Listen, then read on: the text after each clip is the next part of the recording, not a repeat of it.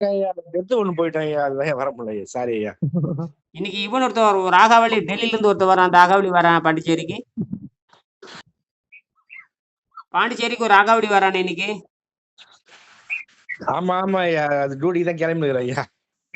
ஆமா, அவன் கிடக்கனா அறிவே இல்ல. தெரியும் தெரியும், சும்மா வந்து ஊரை ஏமாத்த வந்துருக்கானுங்க ஐயா. பாருங்க, எவ்வளோ அறிவு இருக்கிறோம், எவ்வளோ டிகிரி வாங்கியிருக்கோம், பட்டம் வாங்கியிருக்கோம், ஐஎஸ் வாங்கியிருக்கோம். அவனெல்லாம் இவனு போய் கார் திறந்துடுறோன்னு எவ்வளவு கேவலமா நடிப்பாருங்க. அதுதான் இந்த இந்திய நாட்டினுடைய வெள்ளைக்கார சட்டம். சரி இருக்கட்டும். ஆமா ஆமா. அதாவது ஒரு கோமாளிக்கு அறிவாளி கதவு, ஒரு கோமாளிக்கு ஒரு அறிவாளி கதவு திறந்து விடுறான் பாருங்களேன். இந்த இதுதான் வெள்ளைக்காரனுடைய சிஸ்டம். என்னது? ஆமா ஐயா, இறங்கிறது குனிவானுங்க, காலை வச்சு இறங்குவானுங்க, அவ்வளவு அழகாதான் நடந்திருக்கு. இன்னும் சொன்ன மாதிரி ஐயா. அதுதான் வந்து இதுதான் வெள்ளைக்காரன் கண்டுபிடிச்சது. வெள்ளைக்காரனுக்கு எல்லாரும் அடிமை. வெள்ளைக்காரனுக்கு எல்லாரும் அடிமை. அவன் கோமாளி யாருங்க? அது எங்கேயே திருட்டுத்தனமா மக்களை ஏமாத்தி இது அதை சேர இதை சொல்லிட்டு ஒரு வயிற்றுல ஒன்றும் இல்லாத மண்டையில களிமண் வச்சுக்கிட்டு மந்திரி ஆவானுங்க. மண்டையில களிமண் வச்சு மந்திரி ஆவானுங்க. இந்த மக்கள் கோமாளிகள் ஓட்ட போடுவானுங்க. அந்த கோமாளிக்கு இங்க ஐஏஎஸ் ஐபிஎஸ் எம்டெக் பிடெக் போய் அவனுக்கு குண்டி கழுவி விடுவாங்க. என்னது? இதுதான் இந்த நாட்டினுடைய வெள்ளைக்கார சட்டம். வெள்ளைக்கார சட்டம் இதெல்லாம் சொல்ல. வெள்ளைக்காரன் எவனு கார் தரக்கூடாது, எவனு கை தரக்கூடாது. உதாரணத்துக்கு அமெரிக்காவிலேயோ அல்லது இங்கிலாந்துலேயோ நேற்று வரைக்கும் பிரதமராக இருப்பான், திடீர்னு மாறிடுவான். அடுத்த நாள் காலையில் அவன் கல்லூரி ப்ரொஃபஸராக இருப்பான். அடுத்த நாள் கல்லூரி வேலைக்கு அவன் போயிடுவான். இதுதான் இங்கிலாந்தில் நடக்குது. அங்கே வந்து மந்திரி தொந்திரி மயிருக்கு எவனுக்கு மரியாதை கிடையாது. புரியுதா? அவன் பொழப்ப அவன் பார்த்துட்டு இருப்பான். நீ மந்திரி வர்றன்னு காரில் மந்திரி வர இவனு சல்யூட் அடிக்க மாட்டான். மந்திரி பாட்டுக்கு மளிகை கடைக்கு போகிற மாதிரி அவன் போயிட்டு இருக்கானு. ஒரு இடத்துக்கு வரானா, மந்திரி வரானா, அவன் மளிகை கடைக்கு வர்றது காய்கறி வாங்கிட்டு வீட்டுக்கு போகிற மாதிரி அப்படித்தான் போகணும். தவிர இங்கே தான் இந்த மயிறு மட்ட மந்திரியெல்லாம் இந்த வெள்ளைக்கார முண்டம் பண்ண வேலை. அதை நீங்கள் மொத்தமாக அடிமையாக இருங்கடான்னு அவன் சொல்லிட்டு போயிட்டான். அங்கே நாட்டில் எவனுக்கு பருப்பு வேகாது. புரியுதுங்களா? எந்த மந்திரி எவன் வீட்டுக்கு போகக்கூடாது, எந்த மந்திரி எவனையும் கேள்வி கேட்க மாட்டான். பொதுமக்கள் மந்திரி கேள்வி கேட்பான், வெட்ட வெறுவிறுத்து போயிடும். சராசரி அவன் ரயிலில் தான் போவான், சராசரி பஸ்ஸில் தான் போவான், சராசரி சைக்கிளில் தான் போவான். இங்கே மாதிரி இந்த டுகல் விடுறதுலாம் அங்கே கிடையாது. எவங்கிட்ட பணம் இருக்காது. இங்கே வந்து வட்டச் செயலாளர் இருப்பான், அவன் பார்த்தா 100 கோடி பணம் வச்சிருப்பான். அவனை எவனும் கேள்வி கேட்க மாட்டான். சாதாரண வட்டச் செயலாளர் அவன் 100 கோடி பணம் வச்சிருப்பான். அவன்கிட்ட போய் இந்த இந்த ஊடகங்கள் இருக்கு இல்லைங்க, அந்த ஊடகங்கள் போய் கேள்வி கேட்காது. எவனாச்சும் கஷ்டப்பட்டு 1,00,000 ரூபாய் சம்பாரிச்சுன்னா அவனைத்தான் போய் கேள்வி கேட்குமே தவிர, திருடி கொள்ளையடிச்சு வச்சிருக்க பாருங்க, அவன்கிட்ட போய் அவன் கேள்வி கேட்காது. அதுதான் இந்த மானங்கெட்ட பழக்கம். சரி இருக்கட்டும். இன்னைக்கு என்ன பயிற்சி தொடங்கி இருக்கீங்க? 22ஆம் பக்கம் படிக்க சொல்லுங்க. 22ஆம் பக்கம் படிக்க சொன்னேன். அந்த படிங்க. 22ஆம் பக்கம் எடுங்க. அது மட்டும் உணவில் சந்தேகம் இருந்தா கேள்வி கேட்கல. பன்னீர்செல்வம் அவர் தான் கேட்டாரு. அப்புறம் இந்த பரமேஸ்வரி அவங்களும் தேன்ல தொடங்கி நல்ல முயற்சிங்க. தேன்ல தொடங்குங்க. அருமையான முயற்சி. சரியா? சரிங்க ஐயா.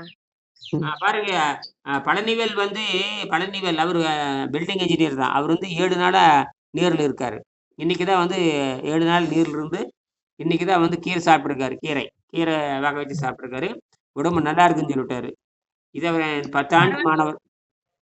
ஐயா ஒரு டியூட்டி பார்த்துட்டு 7 நாள் நீர் பயிற்சியில இருக்காரு. பரவாயில்ல ஐயா.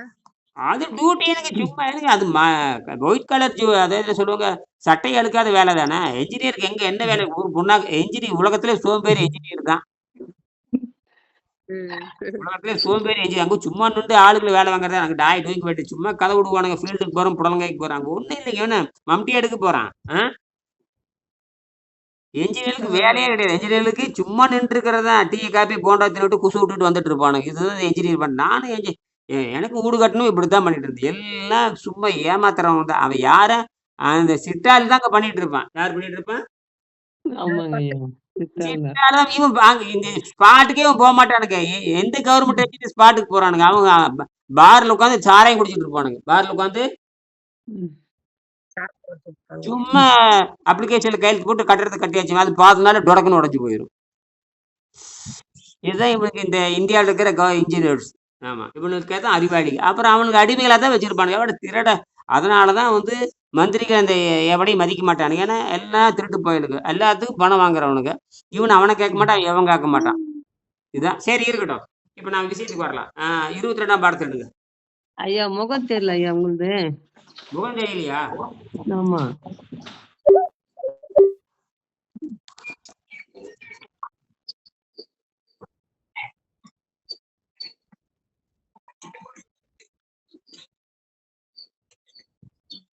சரி ஐயா.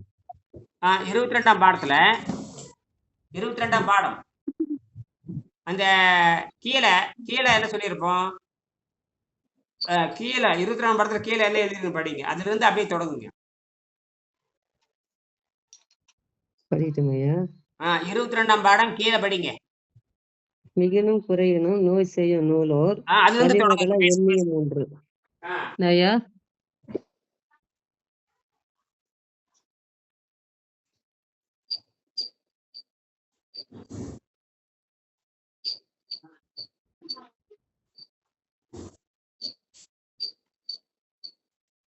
படிங்க படிங்க. மிகினும் குறையினும் நோய் செய்யும் நூலோர் வழி முதல எண்ணிய மூன்று. ஜீரண நீர்கள் சுரந்தாலே அவை நோய் செய்யும். நிறுத்தி நிறுத்தி அது என்ன புரியுதுன்னு சொல்லுங்க. அதுக்கு மட்டும் எல்லாரும் விளக்கம் சொல்லுங்க. அதான்யா ஜீரண நீர் சுரந்ததுனாவே நம்மளுக்கு பசி உணர்வு வரும். பசி சாப்பிட்ட பிறகு நோய் உருவாகிடும். அதனால சுரக்காம இருக்கிறது நல்லது. இது யாரு கண்டுபிடிச்சாங்க? திருவள்ளுவர் கண்டுபிடிச்சு எழுதுறாரு. திருவள்ளுவர். திருவள்ளுவர் என்ன பண்றாரு? கண்டுபிடிச்சு எழுதுறாரு. திருவள்ளுவர் கண்டுபிடிச்சு எழுதுறார். திருவள்ளுவர் ஆமா கண்டுபிடிச்சு எழுதுகிறார். எப்போ? 2000 எழுதினார். 2000 ஆண்டுக்கு முன்னாடி தமிழர்கள் எவ்வளவு அறிவாளின்னு புரியுதா? படிச்சுட்டு கம்முன்னு விட்டுட்டோம். படிச்சுட்டு கம்முன்னு விட்டுட்டோம். அறிவை தட்டி விடாம அவர் எழுதுறத படிச்சுட்டு கம்முன்னு விட்டாச்சு. நீங்க சொன்ன மாதிரி படிச்சுட்டு வேலைக்கு வர்றது என்னவோ போறது என்னவோன்னு இருந்துட்டோம். இதெல்லாம் யாருக்கு? என் பொண்ணே தமிழ் பேராசிரியர் தான். என்னது? தமிழ் பேராசிரியர். மாசம் ஆனா நீங்க 500 கட்டுல 2 வாங்குறாங்க. 500 கட்டுல 2 வாங்குறாங்க. ஆனா என் பொண்ணுக்கு விவரம் தெரியும். தைரியமே இன்னும் பேச மாட்டேங்குது. தைரியமே யூடியூப்ல பேசுன்னு சொன்னா பேச மாட்டேங்குது. என்னது? சின்ன பிள்ளையா இன்னும் போக போக பேசுவாங்க. சின்ன பாப்பா. சின்ன பாப்பா சின்ன பாப்பாங்கிறது ரைட் தான். இருந்தாலும் அப்ப அந்த தைரியமே கையில ஆவணம் இருக்குது. கையில திருக்குறள் பூரா திருக்குறள் திருமந்திரம் பூரா சங்க இலக்கியங்கள் தேவாரம் திருவாசகம் இதை பேசுறதுக்கு என்னங்கன்னு கேக்குறேன். ஆனா எழுதுறாங்க. கட்டுரையில அருமையான கட்டுரையில எழுதி எனக்கு கொடுத்துருக்காங்க. நான் வெளிநாட்டுக்காரங்களும் கொடுத்துருக்கேன். ஜெர்மன்காரங்களும் கொடுத்துருக்கிறேன். ஜெர்மன்காரன் நேர்ல கூட்டு போய் சந்திக்க வச்சேன். பாரு, உணவில்லாமல் வாழும் கலை ஒண்ணு இருக்குதுரா. நீங்க திருக்குறள் படிக்க வர்றீங்களே, என்னடா திருக்குறள் படிக்கன்னு சொல்லிட்டு ஜெர்மன்காரன் என்ன பேரம் பேசியிருக்கேன். அவனுக்கு இந்த புத்தகத்தை ஜெர்மனிக்கு இந்த புத்தகம் மட்டும் ஜெர்மனிக்கு 12 புத்தகம் கொடுத்துருக்கேன். எத்தனை புத்தகம்? 12 புத்தகம். ஜெர்மனில மிகப்பெரிய யூனிவர்சிட்டி ஹாம்பர்க் யூனிவர்சிட்டி. 100 கோடி ரூபாய் செலவுல இன்னைக்கு 100 கோடி ரூபாய் செலவு தமிழ ஆராய்ச்சி பண்றானுங்க. எத்தனை கோடி? 100 கோடி. 100 கோடி ரூபாய் செலவு பண்ணி தமிழ ஆராய்ச்சி பண்றானுங்க. இப்பதான் ஃபண்ட் கலெக்ட் பண்ணி ஒரு 4-5 வருஷத்துக்கு முன்னாண்ட ஃபண்டு அங்க ஜெர்மன் இருக்கிற பெரிய பெரிய பணக்காரங்களாம் சேர்ந்து தமிழ்ல உண்மையா விஷயம் இருக்கு. இது வரைக்கும் நம்ம சமஸ்கிருதத்துல ஆராய்ச்சி பண்ணி ஒரு புடலங்காய் தெரிய மாட்டேங்குது. ஏன்னா ஜெர்மனி சமஸ்கிருத அடிப்படை வச்சுதான் உருவாக்குறது. ஜெர்மனி மொழியை சமஸ்கிருத அடிப்படை வச்சுதான் ஆமா. எல்லாமே ஐரோப்பிய மொழிகளுக்கு எல்லாமே ஐரோப்பிய மொழியில அடிப்படை யாருன்னு கேட்டீங்கன்னா தாய்மொழி சமஸ்கிருதம் தான். சமஸ்கிருதம் யார் தாய்மொழினா தமிழ் தான் சமஸ்கிருதம் தாய்மொழி. புரியுதா? தமிழ் இருந்தது எல்லா இளவும் போயிருக்குது. புரியுதுங்களா? இதுதான். அதனால ஆனா தமிழ்ல தான் நீர் மருத்துவம் இருக்குது. எங்க இருக்க? உலகத்திலேயே தமிழ்ல தான் நீர் எல்லாம் மாட்டிட்டு முடிக்குதுங்க எல்லாம். சமஸ்கிருதம் படிச்சவனுக்கு சக்கரை நோய் தீராது. சமஸ்கிருதம் படிச்சுட்டு உட்காந்துருக்கான் பாருங்க. இந்த பிஜேபி குரூப் எல்லாம் சமஸ்கிருதம் சொல்லிட்டு எல்லாரும் சக்கரை நோயாளிகள், எல்லாம் புற்று நோயாளிகள். சமஸ்கிருதம் முழுமையா படிச்சுக்கிட்டா அவனுக்கு நோய் தீரணும். என்னது? இங்க எவனாச்சும் ஒரு வைணவ கோயில் பூசாரி சமஸ்கிருத மந்திரம் ஓதுவான். அவனுக்கு சக்கரை நோய் எவனா தீர்த்திருக்கானா? சரி, சிவன் கோயில் பூசாரி ஏமாத்துறான். உண்மையாலுமே சிவாச்சாரிகள் தமிழ் படிச்ச தேவாரம் படிக்கிறத உண்மையானவன். தேவாரம் படிக்கிறவன் திருவாசம் படிக்கிறவன் தான் சிவனுக்கு பூசை பண்ணணும். என்னது? தேவாரம் திருவாசகம். அவதான் சிவனுக்கு பூசை. அதே மாதிரி 4000 தீவி பந்திரம் தமிழ் படிக்கிறவன் தான் அந்த திருமாலுக்கு பூசை பண்ணணும். இப்ப இருக்கிறவங்க பூரா திருடனுங்க. இருக்கிறவங்க பூரா தமிழர்கள் முட்டாளாகி உட்காந்துருக்கிறீங்க. தமிழர்கள் அது 4000 தீவி பந்தம். ஆழ்வார்கள் படைய 4000 தீவிய பந்தமா? அது வந்து பச்சைமா மலைமேல் போனி பவளவாய்ச்ச பல வச்ச பவளச்செங்கன் அச்சுதா அமரரேனும் இதெல்லாம் வந்து ஆயிரதம் குழந்தையேனும் நிச்சயமே விருதன் வேண்டி அரங்கமா நகரும் அந்த பாட்டு பாடுறவன் தான் வந்து அந்த திருமாலை பூசை பண்ணணும். ஆனா இப்ப இருக்கிறவன் பூரா பீக்குண்டிக்கு தான் திருமணம் பீ வயித்துல பீ வச்சிருக்கவன திருமாலுக்கு பூசை பண்றாங்க. வயித்துல பீ வச்சிருக்கிறவன் தான் ஆமாய்யா. எப்படி இதை விட பச்சையா பேச முடியுமான்னு கேக்குறேன். நீங்க அவனை போய் ஐயா சாமி அப்படின்னு கீழே வந்து கால் வந்து என்ன வாங்குறீங்க? ஐயெல்லாம் கிடையாதுங்க ஐயா, ஏற்கனவே சாமி தான். சாமி. இப்பதானே புத்தி வருது இன்னைக்குனே. அப்ப வீட்டுக்குள்ளே நீங்க ஒரு அதுக்குதான் அந்த காலத்துல கல்லு வச்சுட்டானுங்க. ஏன்னா இதுக்கெல்லாம் வம்புன்னு சொல்லி போட்டு தோட்டத்துல ஒரு கல்லை தூக்கி வச்சுட்டு கும்பிட்டு இருப்பானுங்க. பேசாம கல்லை கும்பிட்டா கூட கல்லை கும்பிட்டு செலவே கிடையாது. கல்லை கும்பிட்டீங்கன்னா ஆமா, செலவே கிடையாது. நீ எதுக்கு ஸ்ரீரங்கம் போற, நீ எதுக்கு ராமேஸ்வரம் போற, அங்க போய் இந்த அம்மன்குண்டி எதுக்கு பார்க்க போறீங்கன்னு கேட்கறேன். இந்த பீக்குண்டி எதுக்கு பார்க்க போறீங்க? அதான் சித்தர்கள் கண்டுபிடிச்சானுங்க. சித்தர்கள் தான் மனிதனைத்தானே தெய்வம்னு சொன்னாங்க. அதான் உள்ளம் பெருங்கோயில் ஊனோடும் பாளையம். அப்ப நாங்க அதெல்லாம் இருக்கட்டும். இங்கே சீரண நீரை சுரந்தாலே அவை நோய் செய்யும்னு சொன்னால் அந்த நோய் செஞ்சுக்கிட்டே இருந்ததுன்னா கடைசியில் எங்க வந்து விட்டுரும்? மரணத்துல வந்து விட்டுரும். அடுத்த பாடல் படிங்க. அடுத்த பாடல் படிங்க. மனித குலத்தின் வறுமைக்கு காரணம் என்ன? இலர் பலர் ஆகிய காரணம் நோற்பார், சிலர் பலர் நோலாதவர். மனித குழந்தை பிறக்கும் போது 5 அறிவுடன் பிறக்கிறது. பிறகு 6வது அறிவு இயற்கையாக வளர்கிறது. 7ஆம் அறிவான யோக பயிற்சி கல்வி அறிவினால் ஏற்படுகிறது. 5 அறிவு பிராணிகளுக்கும் மனித குழந்தைக்கும் பல் விளக்குவதில்லை. எந்த வயதில் ஒரு குழந்தை பல் விளக்க வேண்டிய அவசியம் ஏற்படுகிறதோ அப்போது அதன் உடல் சாதாரண உணவை எதிர்க்க ஆரம்பித்து விட்டது என்று பொருள். இதுக்கு திருப்பி இதுதான் நான் சொல்றேன். எப்போ ஒரு குழந்தை பல்லு விளக்க ஆரம்பிச்சதோ, இன்னைக்கு சொல்றீங்க எனக்கு சக்கரை நோய் வந்துருச்சு, எனக்கு இடுப்பு வலிக்குது, எனக்கு கை கால் வலிக்குதுன்னு சொல்றீங்களா? இதெல்லாம் வந்து எப்ப நீங்க பல்லு விளக்க ஆரம்பிச்சீங்க? 2 வயசுல பல்லு விளக்க ஆரம்பிச்சீங்க. அப்ப இருந்து அங்க உடம்பு கெட்டு போய் நாத்தம் மேடவி போன நாத்தம் அடிச்சிட்டு இருக்குன்னு அர்த்தம். அந்த பொணத்தை வச்சுக்கிட்டு அந்த பொண நாத்த சோறு தின்னா பொணமா மாறுது, சோறு தின்னா மலமா மாறு, ரத்தம் கெட்டு அழுகி போகுது. காரணம் இந்த மாவு ருசியா உண்மையான மாவுக்கு எவனும் திங்க மாட்டானுங்க. நீங்க அரிசி மாவு வாயில் போட்டு திம்பீங்களா? திங்க மாட்டீங்க. நீங்க கம்பு மாவு தின்னுங்க, அரிசி மாவு தின்னுங்க, தின்னுக்கலாம் பார்க்கல. ஒரு 1/2 கிலோ 1/4 கிலோ தின்னுக்கலாம் பார்க்கலாம். எவனாலும் திங்க முடியாது. சரி, வெறும் எண்ணெயை குடிங்க, அதுவும் திங்க முடியாது. வெறும் கொண்டக்கடலை திம்பிங்களா? கடல மாவு வேணா திங்கிப்பீங்க. போண்டா பாலாஜி போண்டா மாவு ஃபேமஸ். இங்க பாலாஜி போண்டா மாவு வாங்கி அப்படியே வாயில் போட்டு கரைச்சி குடிக்கலாம் பார்க்கலாம். அதுதானே உண்மை. இப்ப கார்போஹைட்ரேட் இந்த கார்போஹைட்ரேட் ஒரு முண்டம் சொல்லுது, ஃபேட்டுன்னு ஒரு முண்டம் சொல்லுது, புரோட்டீன் ஒரு முண்டம், இதெல்லாம் வேற ஒண்ணுமே இல்லை. அது தானியத்தை அது சொல்றேன். தானியம்னா வேற ஒண்ணும் இல்லை. நம்ம விளைவிக்கிற சிறுதானியம், பெருந்தானியம், சோளம், மயிறு, மட்டை இதெல்லாம் தானியம் தான். அது எவனாச்சும் பச்சையை திம்பி அரைச்சி போட்டு அப்படி கோதுமை அரைச்சிட்டு வந்து அப்படியே தின்னுலாம் பார்க்கலாம். நீ சொல்றீல்ல கோதுமை மிஷின்ல அரைச்சிட்டு வரீங்க, அப்படியே எடுத்து வாயில் போட்டு தண்ணி விட்டு ஊத்துங்களாம் பார்க்கலாம். அது என்னக்கு அப்படித்தானே திங்கணும். மாவை தின்னணும், மாவு தானே நேரடி திங்கணும். நான் கேட்கற கேள்வி புரியுதா இல்லையா? புரியுது. மாவா தின்ன முடியாது. அப்புறம் என்ன வெங்காயத்துக்கு உப்பு சேர்த்து மிளகா போட்டு புளி போட்டு திங்கிறீங்கன்னு கேக்குறேன். ருசியா இருக்கு. ஆனா விஞ்ஞானம் என்ன சொல்லுது? மேற்கு நாட்டு விஞ்ஞானம் என்ன சொல்லுது? மாவை தின்றான்னு சொல்லுது. என்னது? மாவை தானே திங்கணும் நீங்க. ஏன் அப்படித்தானே பெரியர்கள்? மாவை தானே திங்கணும். நீ ஏன் அப்புறம் தோசையை சுட்டு திங்கிற? வெங்காயத்துக்கு மாவுனா மாவை தானே திங்கணும். மாவை தின்ன கூடாதுங்க ஐயா. மாவை தானே திங்க சொல்றான். மாவை தாங்க திங்க சொல்றான். அதான் சாதமாவும் அரிசி இது இட்லி தோசையாவும் மாவா உள்ள போகுது ஐயா. அது ஏன் பண்றீங்க? அது ஏன் மாவே திங்க கூடாதுன்னு சொன்னேன். இப்ப நீங்க மாவை திங்க சொல்றான், நீங்க மாவை திங்க கூடாதுன்னு சொன்னீங்க. அப்புறம் மாவை திங்க கூடாது, அப்புறம் எதுக்கு தோசை திங்கிறீங்கன்னு கேக்குறேன். அப்ப மாவை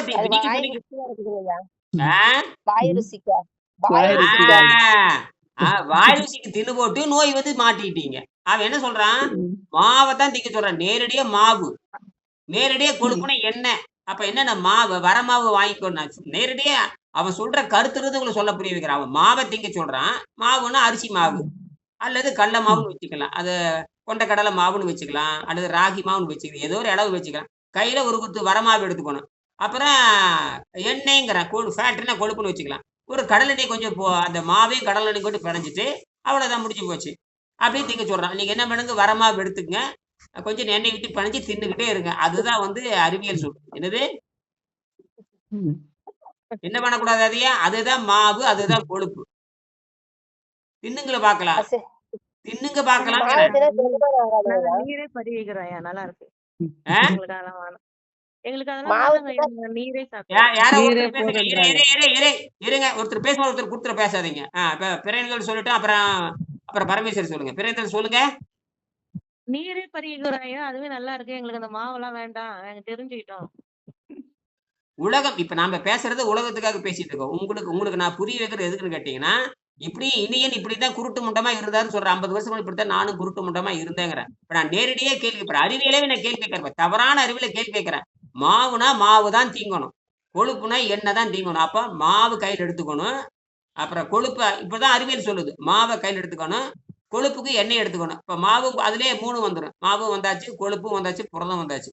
மாவுனா கடல மாவு எடுத்துக்கணும். என்னது? பாலாஜி போண்டா மாவு வாங்கிக்கணும். பாலாஜி போண்டா மாவு எல்லாத்துக்கும் தெரியும். அந்த போண்டா மாவு வாங்கிக்கணும். கொஞ்சோண்டு பச்சை எண்ணெய் ஊத்தி பிணைஞ்சு வாயில் போட்டு திங்கணும். இப்படித்தான் அறிவியல் சொல்லுது. என்னது? அறிவியல் ஐயா இப்படிதான் அது சொல்லுது. செரிமானம் ஆகாதுங்கய்யா. வயிறு வலி வந்துரும். இந்த அறிவு ஏன் அப்புறம் இந்த அறிவு இந்த இந்த அறிவு போண்டா சுட்டு திங்கிறப்ப ஏன் இல்ல? அதான்யா வாய் ருசி. வாய் ருசி. வாய் ருசி. ஆனா இப்ப தெரியுதுல ஏன் போண்டா ஏன் மாவை திங்க முடியாதுன்னு. ஆனா அறிவியல் அப்படிதான் சொல்லுது. அறிவியல் என்ன சொல்லுது? மாவை தின்றா. அறிவியல் என்ன சொல்லுது? கொழுப்பு தின்றான்னு சொல்லுது. அது அதுக்கு பேரு கார்போஹைட்ரேட்டு, ஃபேட்டு, புரோட்டீன். என்னது அதுக்கு பேர் என்ன சொல்றாங்க இங்கிலீஷ்ல? Carbohydrate, fat, protein. அப்படித்தானே பிரியண்டுதல்? ஆமாங்கய்யா. Carbohydrate, fat, protein. இதை 3 வந்து இந்த 3 கடையில் வாங்கிட்டு 100 கிராம் கார்போஹைட்ரேட் வாங்கிக்கோ, 100 கிராம் ஃபேட் வாங்கிக்கோ, 100 கிராம் புரோட்டீன் பவுடர் அந்த கொண்டக்கடலை வாங்கிக்கோ, மாவை வாங்கி அப்படியே கரைச்சி வாயில குடிக்கலாம் பார்க்கலாம். அதான் அப்படித்தானே அறிவியல் சொல்லுது. ஆமாங்கய்யா. அதானே அடிப்படை பேசிக். அதானே யாருக்கு புரியுதுன்னு சொல்லுங்க. புரிஞ்சா புரியுது சொல்லுங்க. நான் நேரடியாக கேட்கறேன். இதுதான் அடிப்படை சொல்லுது. அப்புறம் அப்படியே திட்ட வேண்டியது. எனக்கு தெரியலங்கய்யா. மாவை சாப்பிட சொல்றது எனக்கு தெரியல. நீங்க இன்னைக்கு சொல்லிதான் எனக்கு தெரியுது. நான் சொல்றேன்னா அறிவியல் சொல்லுது. பெரியனதல் சொல்லுங்க. ஆமா. அப்படிதான் அப்படிங்கிற புரிதல் ஒரு வருது. அத படிச்சா அப்படிதான் புரியும். கார்போஹைட்ரேட்னா மாவு, கார்போஹைட்ரேட்னா மாவு, ஃபேட்னா கொழுப்பு, புரோட்டீனா கடலை மாவு. கடலை மாவு, கடலை மாவு, எண்ணெய் மாவு. அது வெள்ளை மாவு, அப்புறம் கடலை மாவு, வெள்ளை மாவு, மஞ்சள் மாவு. வெள்ளை மாவுங்கிறது ஏதோ ஒரு அரிசின்னு வச்சு சும்மா அரிசின்னு பேர் அரிசி கிடையாது. அரிசின்னு வச்சுக்கோங்க, அல்லது கோதுமைன்னு வச்சுக்கோங்க, அல்லது ரை ஓட்ஸ் பார்லின்னு வச்சுக்கோங்க. ஏதோ ஒரு இளவு. என்னது? ஏதாவது இளவு பொடி, வெள்ளை பொடியோ அது என்ன பொடியோ இருக்கட்டும். அரிசி மாவுனே வச்சுக்குவோமே. புரியுதுன்னு சொல்றேன். கார்போஹைட்ரேட்னா அரிசி மாவை குறிப்பதல்ல. உலகத்தில் இருக்கிற எல்லா விதையும் அரைச்சா எது பொடியா வருதோ அதான் மாவு. என்னது? எல்லா அரைச்சா அதுதான் மாவு. அந்த மாவத்தின்னா பரலோகம் போவேங்கிறத உண்மை. அந்த மாவத்தின்னா பரலாபம். ஆமா, நேரடியா திங்க சொல்றாங்க. கார்போஹைட்ரேட் தான் திங்க சொல்றான். என்னது? கார்போஹைட்ரேட். அப்ப அப்படி அறிவியல் பார்த்தீங்கன்னா நேரடி நீ கடையில போய் அரிசி அரைச்சு அங்க மாவு எடுத்து அப்படியே வாயில குத்த தின்னுட்டு வீட்டுக்கு வந்துடணும். அப்புறம் விக்கிட்டு சாகணும். விக்கிட்டு அப்படித்தாங்க அறிவியல் சொல்லுது. அதான் மாவு நோவு சாவு. அது நீங்க புரியுது. இப்ப பிறனுகள் என்ன சொல்றாங்க? சயின்ஸ் பத்தி பேசுறாங்க. அவங்க என்ன சொல்றாங்கன்னா அறிவியல் என்ன சொல்லுது? Carbohydrate, fat, protein. இது யார் சொல்றாங்க? அந்த பிரிட்டிஷ் விபச்சார முண்டங்கள் கண்டுபிடிச்சது. யார் கண்டுபிடிச்சாங்க? பிரிட்டிஷ்காரங்க. பிரிட்டிஷ் விபச்சார முண்டம். விபச்சார முண்டம்னா சீரடிக்கிறோம்னு அர்த்தம். என்னது? மனிதனுடைய நாகரிகத்தை அழிச்சவனுங்க. மனிதனுடைய விபச்சாரம்னா விபச்சாரம்னா கெட்ட செயல்னு அர்த்தம். வேற ஒண்ணும் இல்ல. விபச்சாரம்னா என்ன அர்த்தம்? அப்புறம் நீங்க உடம்பை கெடுத்துக்கிட்டீங்க. என்ன பண்ணிருக்கீங்க? நீங்க உணவை நீங்க விபச்சாரம் பண்ணிருக்கிறீங்க. உணவை என்ன பண்ணிருக்கிறீங்க? விபச்சாரம் பண்ணிருக்கிறீங்க. உணவை விபச்சாரம் பண்ணிருக்கிறீங்க. அது உள்ள போய் என்ன பண்ணிருச்சு? கெடுதல் உண்டாக்கி விட்டுருச்சு. கெட்ட செயலுக்கு பேரு விபச்சாரம். நல்ல செயலுக்கு பேரு உபச்சாரம். உபச்சாரம்னா என்ன? உபச்சாரம் நல்லா உபச்சரிக்கிறாங்கோ அப்படின்னு அர்த்தம். ம். நல்லா உபசரிக்கிறாங்க. என்னது? நல்ல உபசரி நல்லா கவனிக்கிறாங்க. அர்த்தம். நல்ல விபச்சாரம் பண்றேன்னு அர்த்தம். நீங்க என்ன விபச்சாரம்னா ஆம்பளையும் பொம்பளையும் சேரது நினைக்கிறீங்க. அது கிடையாது. கெடுக்கிற காரியம் அத்தனை விபச்சாரம் தான். என்னது? ஆமாய்யா. ம். இப்ப புரியுதா? புரியுது ஐயா. நீ விபச்சாரம் என்ன நினைக்கிறீங்க? ஆம்பளையும் பொம்பளையும் கள்ள தொடர்பு பண்றாங்களா? அப்படி அதுவும் அதுதான். உங்களை கெடுக்கின்ற காரியம் அத்தனையும் விபச்சாரம் தான். இப்ப சொல்லுவானுங்க விபச்சார ஊடகம் கண்டுகொள்ளாதும்பானுங்க. விபச்சாரம்னா கேடுகட்டுதுன்னு அர்த்தம். விபச்சார ஊடகம் கண்டுபிடிக்க மாட்டாங்க. அவங்க கிடக்கிற விபச்சாரி பயலும்பாங்க. ஊதாரி, தெல்லவாரி, முடிச்சேவிக்கு, திருடன் இவனுக்குலாம் விபச்சாரிகள் அர்த்தம். என்னது? ஐயா. விபச்சாரின்னா நல்லதுக்கு எதிரானது. நல்லதுக்கு எதிரானது. எதிரானது எல்லாம் இன்னொன்னு விபச்சாரம் தான். இன்னொன்னு அபச்சாரம் அபச்சாரம்பா. என்னது? அபச்சாரம் காதுல கண்ணுல போட்டுக்குவோம். ஐயோ தப்பா அபச்சாரம் ஒண்ணு விபச்சாரம், இன்னொன்னு உபச்சாரம், இன்னொன்னு அபச்சாரம். அதாவது தப்பான வார்த்தை சொல்லிட்டு அபச்சாரம். என்னது? அபச்சாரம் அபச்சாரம். அது என்ன அபச்சாரம் என்னங்க? பார்க்கக்கூடாது பாக்குறது தப்பு. தப்பா சொல்லிட்டேன். கேட்க ஐயா அபச்சாரம். ஸ்லோகம் தப்பா சொல்லிட்டேன். ஸ்லோகம் தப்பா சொல்ல அபச்சாரம். ஸ்லோகம் தப்பா சொல்லிட்டேன்மா. ஸ்லோகம் மாத்தி சொல்லிட்டானாமா. அட ஸ்லோகத்தை தப்பா படிச்சுட்டானாமா. இது அபச்சாரம்பா. அபச்சாரம் வார்த்தை சொல்லிட்டேன் அப்படிம்பா. அறிவிட்ட மட்டுமே தப்பா சொல்றதுன்னு அர்த்தம். அதுக்கு பேர் அபச்சாரம்னு தவறா சொல்றது, புண்படுத்துற மாதிரி சொல்றது. என்னது? தப்பா சொல்றது. அதாவது திருவள்ளுவர் சொல்லுவாரு, இனிய உளவாக இன்னாத கூறல் கனியிருப்ப காய் கவர்ந்தன்பாரு. இனிமையான சொற்கள் இருக்கும் பொழுது, கனிமாறி சொற்கள் இருக்கும் பொழுது, எதுக்கு பேருடைய மனதை நீ புண்படுத்துற மாதிரி சொல்றீங்கிற. இது அறுவை சிகிச்சை. இப்ப நான் பண்றது அறுவை சிகிச்சை. இங்க மண்டை எடுத்து சுத்தி எடுத்து மண்டையை உடைச்சே ஆகணும். என்னது? என்ன மனதுல ஏத்தி வச்சிருக்கிறீங்க எல்லாமே. நான் விஞ்ஞான ரீதியை தான் பேசுறேன். விஞ்ஞானி என்ன சொல்றாங்க? அதனாலதான் நீங்க பாருங்க, ஒண்ணும் வேண்டாம். நீங்க மாவை வேவிச்சுட்டீங்கிறீங்க, எப்படியே போயிடுறீங்க. ஆனால் நீங்க அதே அரிசியை வர அரிசியோ அல்லது வர ஏதோ ஒண்ணு ஆட்டுக்கு வைங்க. ஆடு வேகமா பக்குன்னு திங்கும். அந்த அரிசி வச்சு பாருங்க, வேகமா தின்றும். தின்ன உடனே அரை மணி நேரத்துல வயிறு வீங்கி செத்து போயிடும். நீங்க ஆட்டை கொல்லணும்னா வேற ஒண்ணும் பண்ண தேவையில்லை. அரிசி வைங்க. அரிசி வேகமா திங்கும். அரிசி தின்னுட்டு போயிடும். அங்க போய் தண்ணி குடிச்சுன்னு வச்சுக்கங்க. அந்த அரிசி மாவு என்ன ஆகுனா, தண்ணி சேர்ந்தோடனே அரிசி மாவு தண்ணி சேர்ந்து என்ன ஆகும்? ஊறி என்ன ஆகும்? ஊற என்ன ஆகும்? வயிறு உப்பி கேஸ் உற்பத்தி ஆகும். கேஸ் உற்பத்தி ஆச்சுன்னா ஆடு பேன்னு செத்து போயிடும். ஆடு அதை தின்னுதான் நீங்க குசு விட்டுட்டு இருக்கிறீங்க. அதை தின்னுதான் இட்லிங்கிற பேரை தின்னுகிட்டு குசு விட்டுட்டு மாட்டிக்கிறீங்க. என்னது? எதை விட்டுட்டு? குசு விட்டுட்டு எல்லாம் மாட்டிக்குச்சு. அது செத்து இப்போ ஐயா ஒண்ணு இப்போ நம்ம சாப்பிடாம நீர் மட்டும் சாப்பிடுறீங்களா ஐயா? வயிறு கொஞ்சம் பெருசாகுது, வாயு வர மாதிரி. பேரிச்சம்பழம் சாப்பிட சொல்ல அந்த நெஞ்சில அடைக்கிற மாதிரி இருக்கா ஐயா சில டைம்ல. அப்ப என்ன பண்றது? அதெல்லாம் உள்ள இருக்கிற பழைய கழிவுதான். அதெல்லாம் வயிறுல உப்பாது. பேரிச்சம்பழம் சாப்பிட்டே வயிறு உப்புமா. அதெல்லாம் உப்பாது. பழைய கழிவு உப்பாது ஐயா. அந்த டைம்ல எலுமிச்சம்பழம் சாறு குடிக்கலாங்களா ஐயா? ஆமா, எலுமிச்சம்பழம் சாறு குடித்தீங்கன்னா வயிறு சுத்தமாயிரும். சிறுநீர் நல்லா பிரியும். அந்த நாக்குல இருக்கிற தொண்டைக்கு இருக்கிற விஷம் பூரா கீழே இறங்கிட்டு போய் மலத்துல வெளியே போற முயற்சி பண்ணும். அப்ப என்ன பண்ணு? இனிமே வச்சிருக்கீங்க இல்லையா? இருக்கு ஐயா. அது அப்பப்ப கொடுத்துங்க. 2 நாளைக்கு ஒருக்கா கொடுத்துங்க. புழுக்க வரமா இருந்து காற்று பிரியமா இருந்து உள்ள அந்த மலம் சேர்ந்துருச்சுன்னு அர்த்தம். அப்ப மலம் சேர்ந்துச்சுனாவே, காற்று பிரிஞ்சாவே என்ன பண்ணணும்? உள்ள ஆசன வாயை கொப்பிடிச்சு விடணும். ஆசன வாயை தண்ணி வச்சு செலுத்தணும். அதான் ஐயா என்னால நிக்க முடியாது ஐயா ரொம்ப நேரம். என்ன செய்யுதுன்னு தெரியல ஐயா. அது நீங்க இதுவரை கொடுத்ததே இல்லையா நீங்க? கீரை சாப்பிட்டேன் நேத்து. காய்கறி போட்டு பொரியல் சாப்பிட்டா வரல ஐயா. மோஷன் வரல. முதல்ல 72 சரிங்க ஐயா. இனிமே கொடுத்தீங்கன்னா இனிமேங்கிறது மேல தண்ணி விட்டு 1 நிமிஷத்துல போயிருமே. சரிங்க.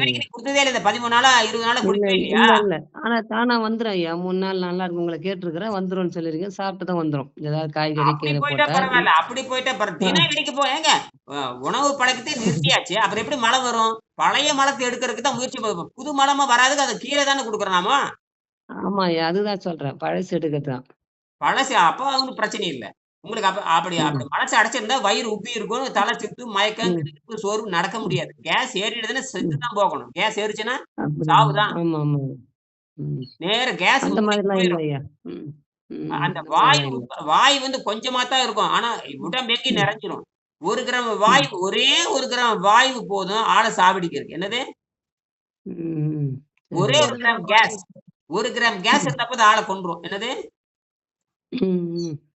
மில்லிகிராம் கேஸ் இருந்தா போதும். என்னது? Milligram case. வயிறு கேஸ் உற்பத்தி ஆயிடுச்சுன்னா அது எப்படி பலூன் இருக்கு இல்லையா? பலூனுக்கு இடம் கிடையாது. ஆனா பலூன் பெருசா தெரியும். என்னது?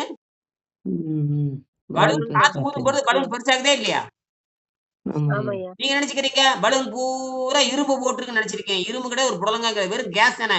கேஸ் என்ன பண்ணுது? கின்னுன்னு பிடிச்சிக்கும். கேஸ் எந்த நாய்க்கு கின்னுன்னு பிடிச்சிக்கும். இப்போ சைக்கிளுக்கு காத்தடிக்கிறீங்க. அந்த காத்துக்கு எடையே கிடையாது. ஆனா மொத்த எடை அது தாங்குதே இல்லை. கின்னுன்னு பிடிச்சிக்கும். கின்னுன்னு இத்தினூன்னு காத்து தானே லாரியிலே தாங்குது. இத்தினூன்னு காத்து தான் 50 ton, 20 ton, 10 ton, 5 ton, 3 ton, 1 ton கார்ல இருந்து பைக்ல காத்து தான். காத்து இல்லைன்னா வண்டி நகராது. அப்படியே உட்கார்ந்துக்கும். தஸ்ன்னு உட்கார்ந்து. புரியுதா? அப்ப நாம சாப்பிடுற உணவு வாயு உற்பத்தி பண்ற பண்டம் தான். எது? நாம தோசை, இந்த இதெல்லாம் பலகாரங்கள். இந்த கடையில விக்கிறான் பாருங்க, இதெல்லாம் வீட்டுல செய்ய. நீங்க வந்து வீட்டுல செய்யறதே பலகாரத்தை தான் திங்கிறீங்க. என்ன திங்கிறீங்க? பலகாரத்தை தின்னுட்டு பெரிய புடுங்கி மாதிரி தின்னுட்டு கடைசியில எனக்கு குத்துது குடையுதுன்னு சொன்னா அப்ப நாங்க என்ன பண்றது? குத்தாம குடையாம என்ன பண்ணும்? திங்கிறது பூரா கேஸ். அப்புறம் ஆஸ்பத்திரி பண்ண விடுவோம். சாவரவடிக்கு வாடான்றான். நீ வந்து உனக்கு நல்லா ஆகாது, நீ தின்னுட்டே இரு. அவன் தின்ன சொல்றதா நிறுத்த. ஏன்னா அவன் தின்னுட்டு இருக்கான். அவன் அந்த குசு விடுறத அவன் தின்னுட்டு இருக்கிறான். அந்த எம்பிபிஎஸ் டாக்டர் குசு விடுறத அவன் தின்னுட்டு இருக்கிறான். என்னது? நீ குசு விடுகிட்ட போய் நீ கேக்குற, நீ குசு விடுற, அவனும் குசு விடுறான். 2 குசுவும் சேர்ந்து என்ன ஆகும்? உருப்பிடுமான்னு கேக்குறேன்.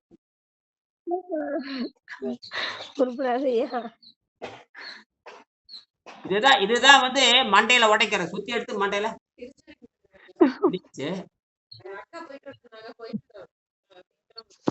அங்க போய் தங்கிக்கியா? சரி சரி. ஆக ஆக வரும்பொழுது எதாவது எடுத்துருவா? ஐயோ அந்த இதுல எடுத்துட்டு வந்துரு. சாமணம்ல ஏதாவது இருக்குமா? நம்மள ஒட்டுறது கிட்ட எடுத்துட்டு வந்தாங்க. அவ்வளவுதானே. வீட்டை காலி பண்றதானே. பைகி ஏதாவது மேல ஒரு பை இருக்கு, சுத்தி கித்தி கடப்பாறை, அப்புறம் மம்முட்டி எல்லாம் இருக்குது. அதான் எப்போ வரட்டேன். அவ்வளவுதான். சரி சரி சரி. அப்போ இங்க நாங்க நேர விஷயத்துக்கு வரலாம். இளர்பலர் நோன்புன்னு என்ன சொல்றாருன்னா வறுமைக்கு. இப்ப நம்ம பசிதாகத்தை கட்டுப்படுத்திட்டா, பசிதாகத்தை வறுமையே போயிரும். பசிதாகத்தை கட்டுப்படுத்திட்டா அப்ப வறுமையே இருக்கு. அதான் சொல்றாரு. அந்த நோன்புனா பசிதாகத்தை கட்டுப்படுத்துறதுதான். நோன்புனா அதான் இளர் பலர் ஆகிய காரணம் நோற்பார் சிலர் பலர் நோலாதவர். அப்படிதான் பசிதாகத்தை கட்டுப்படுத்த தெரியாதனாலதான் எல்லா வகையிலும் நீ ஏழையா மாறிடுற. எல்லா வகையிலும் இப்ப நீங்க இந்த பசிதாகத்தை கட்டுப்படுத்தி உங்களுக்கு பணம் தேவையில்லை, காசு தேவையில்லை. இந்த காசுங்கிறது எதுக்கு தெரியுமா? இந்த பணம் காசுங்கிறது ஒரு சின்ன தேவைகளை நிறைவேற்றுறதுதான் மனுஷனால் கண்டுபிடிக்கப்பட்டது. இப்ப இந்த காகித பணம் யாரு கண்டுபிடிச்சா? மனுஷன் தானே கண்டுபிடிச்சான். காகித பணத்தை யாருங்க கண்டுபிடிச்சா? மனுஷன் தானே கண்டுபிடிச்சான். காகித பணம் சின்ன தேவைக்கு பயன்படுகிறது. காகித தேவை இப்ப எங்கிட்ட நீங்க எங்கிட்ட கட்டணம் எங்கிட்ட வந்து ஃபீஸ் கட்டாம நீங்க யாரும் வர முடியாது. ஃபீஸ் கட்டாம யாரும் வர முடியாது. அப்ப நீங்க என்ன பண்றீங்க? இதுக்காக நான் அரிசியே கொடுத்தேன். ஒருத்துக்கு போட வேலை பாரு, அரிசி எங்கிட்ட இருக்குது, எனக்கு அரிசியே வேண்டாங்க, எனக்கு காசு கொடுறாம்ப. அந்த காலத்துல வந்து தங்க மயிரம் கொடுப்பாங்க. இந்த காலத்து இந்த காகித பணம் என்பது மனிதருக்கு தேவைதான். அது ஒரு சின்ன தேவை என்று புரிந்து கொள்ள வேண்டும். எனது காகித பணம் என்பது மனிதனால் கண்டுபிடிக்கப்பட்டது. அது ஒரு சின்ன தேவைகளுக்கு மட்டும் பயன்படுகிறது. அப்ப அப்படித்தான் நீங்க புரிச்சுக்கணும். இப்ப காகித பணம் என்பது நல்ல வழியில சம்பாதிக்கணும். காகித பணத்தை கூட அதுக்குதான் நான் இந்த வைத்தியத்தை சொல்லித்தர்றேன். காகித பணம் எனக்கு எதுக்கும் எந்த மோட்சத்துக்கு, இந்த காகித பணம் எனக்கு மோட்சத்துக்கும் பயன்படாது, எதுக்கும் பயன்படாது. இந்த பண்டமாற்று முறைக்காக வாங்கி பண்டமாற்று, அதுதான் திருமந்திரத்துல சொல்லுவாரு. திருமந்திரத்துல நான் நந்தியம் பெருமாளுக்கு என் கையில் இருக்கிற பொருளை கொடுத்துதான் நான் நந்தியம் பெருமாள்கிட்ட பாடம் கத்துக்கிட்டேன்னு சொல்றாரு. நந்தியம் பெருமாள்ங்கிற ஆசிரியர்கிட்ட என் கைப்பொருளை இழந்துதான் யார்கிட்ட பாடம் கத்துக்கிட்டேன்? நந்தியம்பட்ட பாடம் கத்துக்கிட்டேன். எப்படியாவது இந்த பொருளை, அதாவது என்ன சொல்றாரு, எப்பரிசாயினும் எப்பரிசாவது ஆசிரியர் ஏதோ ஒரு பரிசு ஆசிரியர் கொடுத்து என்னது அவன் சொல்லி தருவான். ஒப்பந்தம் போடுவாங்க. ஒப்பந்தம் போட்டா தான் அந்த ஆசிரியர் வந்து இறங்கி வந்து சொல்லுவான். அப்பதான் பற்று ஏற்படும். ஆசிரியருக்கு நீங்க பற்று உண்டாக்கணும்னா ஆசிரியர் விரும்புகிற பொருளை கொடுக்கணும். கொடுத்து பற்று உண்டாக்கி தான் ஆசிரியர் தன் கலைகளை சொல்லி தருவான். நீ அழிஞ்சு போற செல்வத்தை கொடுப்ப, ஆசிரியர் அழியாத செல்வத்தை கொடுப்பான். என்னது? என்ன காகித பணம் கொடுக்க போற? என்னத்தை கொடுக்க போற? காகித பணம் யாருக்கு இல்லாம இருக்குது? எல்லாத்துக்கும் அந்த காகித பணம் அழிந்து போகக்கூடியது, தீயதுதான் செய்யும். காகித பணம் நன்மையே செய்யாது. காகித பணம் இப்ப நீ என்ன பண்ணீங்க? அந்த காகித பணத்தை உட்டங்காட்டி நான் நன்மையை சொல்லி தர்றேன். அப்பதான் சொல்லி தர முடியும். இது அழியாத சொத்துங்க ஐயா நீங்க குடுக்கறது. அதைத்தான் சொல்றேன். அததான் கேடில் விழு செல்வம் கல்வி ஒருவருக்கு மாடல்ல மற்றையவைன்னு பேர் வச்சிருக்கேன். இந்த பாடத்தை இன்னைக்கு குறைஞ்சபட்சம் 12 வருஷம் நடத்தணும். தினம் 4 வரி படிச்சுட்டு விட்டுட்டு போயிடலாம். தினம் அப்பதான் மொத்தமா படிச்சு ஏவன் மொத்தமா படிக்க முடியாது, சாத்தியமே இல்லை. நீங்க படினா எங்க படிக்க போறீங்க? ஒன்னும் படிக்க மாட்டீங்க.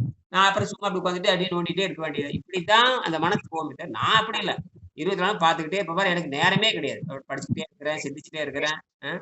அப்புறம் கண்டுபிடிக்கணும், பிரச்சனை தீர்க்கணும். அது என்ன வருது? இப்ப நான் வந்து அணுவுக்கு போயிட்டு இருப்பேன். உடம்பே அணுவுல தான் இயங்குது. அதுல போய் 2027 மூளைக்கு கடுமையான வேலை முடியும். இப்ப கண்டுபிடிச்சாச்சு இல்லையா? நியூக்ளியர் வீக் பேட்டரி கண்டுபிடிச்சாச்சு. அதை வந்து உலகம் பூரா கொண்டு போய் ஆகணும். நெட்ல தான் கொண்டு போகணும், வேற எங்கேயும் போக முடியாது. அப்ப எல்லாத்தையும் செய்ய சொல்லி இருக்கிறேன். செஞ்சு 20 பேர் 15 பேர் செஞ்சுட்டீங்க, எரிச்சிட்டு இருக்குது. இதுதான் உண்மை. இதை 1 லட்சம் பேர் செய்யறப்ப தானா வெளியே வந்துடும். உண்மைதான் அப்படின்னு. அப்ப இது வந்து இது விஞ்ஞானிகள் சேர்ந்து முடிவெடுத்துட்டோம்னா வச்சுங்க, அப்புறம் தான் அவங்க பெருசா செய்வானுங்க. மொத்தம் இந்த 10 ரூபா செலவுல அவன் செய்ய வச்சறதான் வேலை. இது வந்து என்னுடைய மூளை இயற்கை ரகசியத்தை நான் வெளியே கொண்டு வந்திருக்கிறேன். இது இயற்கை ரகசியமா இது ஏமாத்துறதா அப்படின்னு விஞ்ஞானிகள் தான் சொல்லணும். நான் ஏமாத்துறேன்னா இல்லையான்னு விஞ்ஞானி தான் சொல்லணும். அதுக்கு கண்டுபிடிக்கவே முடியாது அவனால. அவன் வீக்லியர் வீக் போர்ஸ் ஒத்துக்காத வரைக்கும் ஒன்றும் நடக்காது. இது வந்து கெமிக்கல் பேட்டரியே கிடையாது. கெமிக்கல் பேட்டரி 6 நாள் செத்து போயிடும். கெமிக்கல் பேட்டரி 6 நாள் செத்து போய் அந்த சாகாம இருக்கிறத மேல அந்த கிராஃபைட் வச்சு ஒட்ட வச்சேன். அது ஒட்ட வச்ச உடனே 6 நாள்ல சாகிறது 60 நாளா நீடிக்குது. அதுதான் என்னுடைய கண்டுபிடிப்பு. இது வரைக்கும் எவனாந்து செஞ்சேன். எப்பவுமே வந்து அல்கலைன் பேட்டரியில வந்து வெளியே நீங்க செம்பு கம்பி கொடுக்கலாம், செம்பு கம்பியில இனிப்பு கொடுக்கலாமே தவிர அதுதான் அடிப்படை. செம்பு கம்பி 2 செம்பு, இந்த பக்கம் ஒரு செம்பு கம்பி, அப்புறம் செம்பு வச்சு ஒரு லைட் எரி வைக்கலாம். அது வந்து 2 நாள் முன்னாடி எரிச்சு செத்து போயிடும். அதுதான் கெமிஸ்ட்ரி.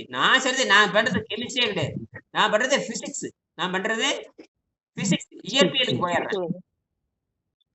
நான் கெமிஸ்ட்ரி வந்து இயற்பியல மாத்திரேன்னு யாருக்குமே புரியாது. எனக்கு மட்டும் புரியும், என் பொண்ணுக்கு புரியும். அப்புறம் எங்கிட்ட விவாதம் பண்றவங்களுக்கு புரியும், மற்ற உங்களுக்கும் புரியாது. நீங்க லைட் எரிஞ்சு சொல்லிட்டு இருப்பீங்க, அவ்வளவுதான். ஆனால் இது வந்து கெமிஸ்ட்ரியை வந்து எதை மாத்துறீங்க? கெமிஸ்ட்ரி வேதியில வந்து இயற்பியலையே மாத்துறீங்க. ஏன்னா நீங்க செம்பு கம்பி ஒட்ட வைக்கல, எது வச்சிருக்கு? கிராஃபைட் ஒட்ட வச்சிருக்கீங்க. கிராஃபைட் வந்து அது வந்து உலோகமே கிடையாது. அது ஒரு செராமிக், அது ஒரு மண்ணு. அது வந்து உலக பிரபஞ்சத்தையே ஆட்டி வைக்கிற ஒரு மண்ணு. அது உலக பிரபஞ்சத்தையே ஆட்டி வைக்கிற ஒரு மண்ணு தான் இந்த கிராஃபைட். அது இயற்கை கண்டுபிடி வைரம். அது கார்பனால் ஆனது. அந்த கார்பனோட ஸ்ட்ரக்சர் உள்ள இருக்கிற கட்டமைப்பு வந்து அதுதான் கடுமையான வலிமை உடையது. அதே நேரத்துல தானாவே செதஞ்சு மின்சாரம் தரக்கூடியது. தானாவே செதஞ்சு மின்சாரம் தரும். அந்த தானாவே திறந்து மின்சாரம் தரதை என்ன பண்றேன்னா அது கொஞ்சம் தூண்டல் வேணும். நான் வந்து தூண்ட முடியாது. ஆக வந்து அந்த மின்காந்த அலை அது என்ன பண்றேன், உள்ள இருக்கிற அந்த பேட்டரிக்குள்ள இருக்கிற அந்த மின்சாரத்தை தற்காலிகமா 100 நாளைக்கு பயன்படுத்திக்கிறேன். அது என்ன பண்ணுதுன்னா 1 ஆம்பியர் உள்ள கொடுத்தனா 100 ஆம்பியர் வெளியிருந்து இழுக்குது. என்னது? 1 ஆம்பியர் உள்ள கொடுத்தீங்கன்னா 100 ஆம்பியர் வெளியில இருந்து இருக்குதுங்க. அது இயற்கையா நடக்குது. நான் இயற்கையா நடக்குது அப்படின்னு நான் சொல்றேன். இதை வந்து 1 லட்சம் விஞ்ஞானிகள் ஒத்துக்கணும். 1 லட்சம் விஞ்ஞானிகள் ஒத்துக்கிட்டா தான் இது கரெக்ட். இப்பதான் 20 பேர் செஞ்சு வச்சிருக்கிறீங்க. இன்னும் பிசிக்ஸ் படிக்கிறவன், கெமிஸ்ட்ரி படிக்கிறவன், 5ஆம் கிளாஸ் படிக்கிறவன், 7ஆம் கிளாஸ் படிக்கிறவன், 8ஆம் கிளாஸ் படிக்கிறவன், அப்புறம் பிஇ படிக்கிறவன், பிஇ சிவில், பிஇ மெக்கானிக்கல், யார் வேணா செய்யலாம். இது மொத்தமே செலவு 50 ரூபா தானே செலவு. அதனால யார் வேணா செய்யலாம். எனக்கு பாருங்க, செலவே இல்லை. நான் வந்து 1 ரூபா செலவு இல்லாம கண்டுபிடிச்சேன். உங்களுக்கு 50 ரூபா செலவு ஒண்ணுமே இல்லை. ஒரு 1 கிராம் வெங்காயம் வாங்குற செலவு தான்.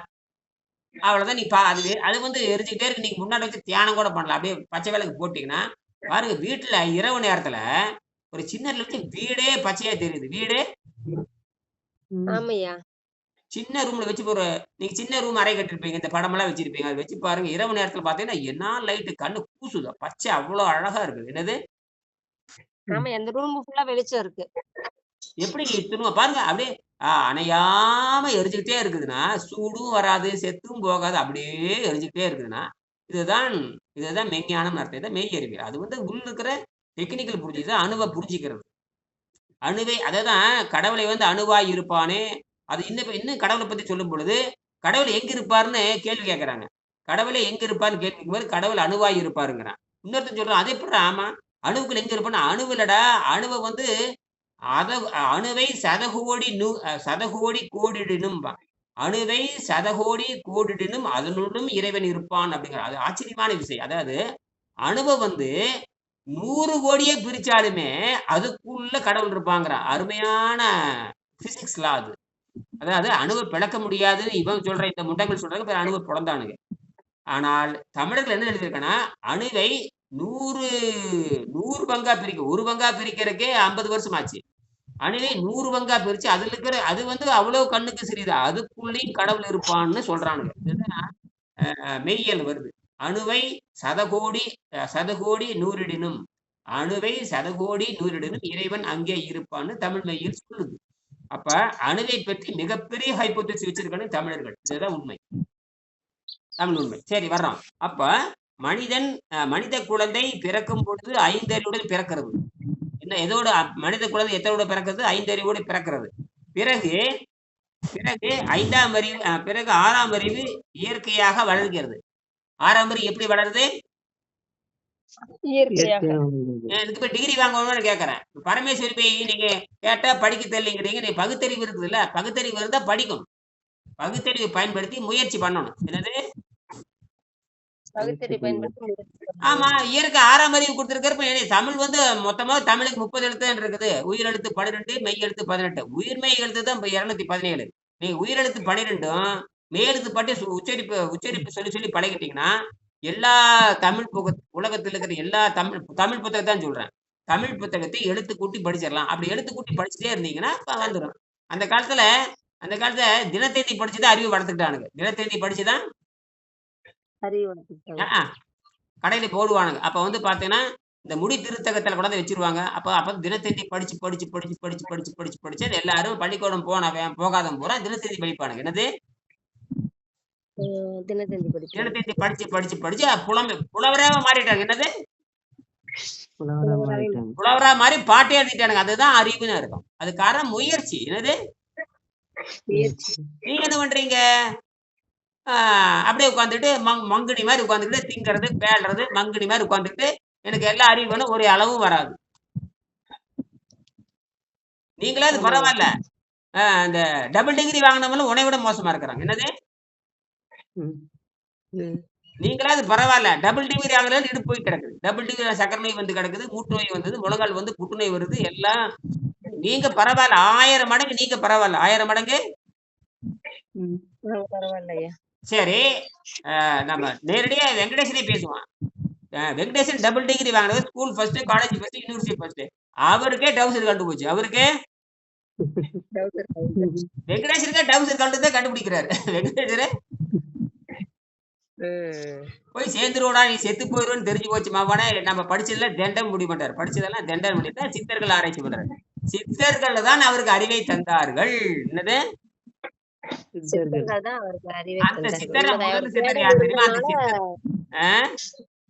தேடல்கள் இருந்தனால அவருக்கு கிடைச்சிருச்சு 15 வயசுல இருந்து. அந்த சித்தர் முதன்மையான சித்தர் திருவள்ளுவர் தான் முதன்மை சித்தர். என்னது திருவள்ளுவர் ஐயா. திருவள்ளுவர் தான் இதை கண்டுபிடித்தார். அவர் என்ன பண்ணார் தெரியுமா? நான் கண்டுபிடிக்கல, இது கோடி ஆயிரக்கணக்கான ஆண்டுகளை தொடர்ந்து இருந்துட்டு வருதுன்னு சொல்றாரு. அவர் சிபான்ஸ் தான் பண்றாரு. திருவள்ளுவர் நீர் மருத்துவத்தை கண்டுபிடிக்கல, அது நீர் மருத்துவம் என்பது பல ஆயிரம் ஆண்டு இருந்துட்டு வருதுன்னு எழுதுறாரு. என்னது பல ஆயிரம் ஆண்டுகளா இருந்துகிட்டு வருது. அதை யாரும் நம்ம தெரிஞ்சுக்கலையா? அவர் எப்படி கண்டுபிடிச்சிருக்காரு. அவர் இந்த மாதிரி பயன்படுத்துறத வந்து இந்த மாதிரி பயன்படுத்திட்டு வர்றாங்க அப்படின்னா, அதனாலதான் அவங்க எல்லாரும் பயன்படுத்துறத பார்த்துதான் தொகுத்து தன்னுடைய மருந்துங்கிற அதிகாரத்துல 942 அது எழுதினார். அதுதான் அதான் மருந்துன்னு எழுதினார். அதாவது மருந்து கடை வச்சுட்டு மருந்து இல்லைங்கிற மாதிரி, அரிசி கடை வச்சுட்டு அரிசி இல்லைங்கிற மாதிரி. என்னது அரிசி கடை வச்சிருக்கிறான் நிறைய வகையா, அந்த அரிசி 5008, 5050, பொன்னி, சம்பா, ரம்பான்னு எல்லாம் வச்சிருக்கிறான். பொன்னி அரிசி, ரம்பா அரிசி, சம்பா அரிசி, சம்பால 10 கிலோ, ரம்பால ஒரு 10 கிலோ, இட்லியில ஒரு 10 கிலோ, சட்னில ஒரு 10. சட்னில எங்கேயா அரிசி இருக்கு அப்படின்பா. அந்த மாதிரி தான் ஒரு படத்துல சொல்லுவான், ஜோக் அடிப்பான் இல்லையா, யாரு, வடிவேலு. வடிவேலு சாம்பிள் அரிசி ஐயா வாங்க போவான். சாம்பல் அரிசி. ஐயா ஒரு வெங்கடேசன் ஐயா எத்தனை வயசுல முக்தி அடைஞ்சாரு? 82. ஆஹ் அது மனசு எடுக்கிற முடிவு தான். அது கணக்கெல்லாம் கிடையாது. அதுக்கு அறிவுக்கு அதுக்கு சம்மந்தம் கிடையாது. என்னது, சரி சரிங்க ஐயா. ஒருத்தர் நம்மளா நோய் எடுக்கிற வருது, முடிவு. இல்லைங்க, ஒருத்தர் நோய் வருது, மனசு முடிவு எடுக்கிறான், தற்கொலை பண்ணிக்கிறானா இல்லையா? ஆமையா. துன்பம் வருது, ரயில தலை கொடுக்குறானா இல்லையா? ஆமா. அப்ப ஏதோ ஒரு வகையில அவன் துன்பப்படுகின்ற பொழுது தூக்கு மாட்டி செத்து போயிடறான். ஏதோ ஒரு வகையில மனசு தாங்க முடியாது, சொல்றான் மனசு மாறி தற்கொலை பண்ணிட்டான். மனசுதான் அங்க முடிவு எடுக்குது.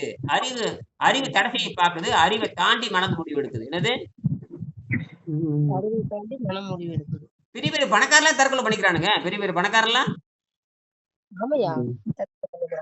ஏன் ஏன்ப்பா 100 கோடி பணம் இருக்குது, ஏன் தற்கொலை பண்ற? மனம் கெட்டு போயிடுச்சு.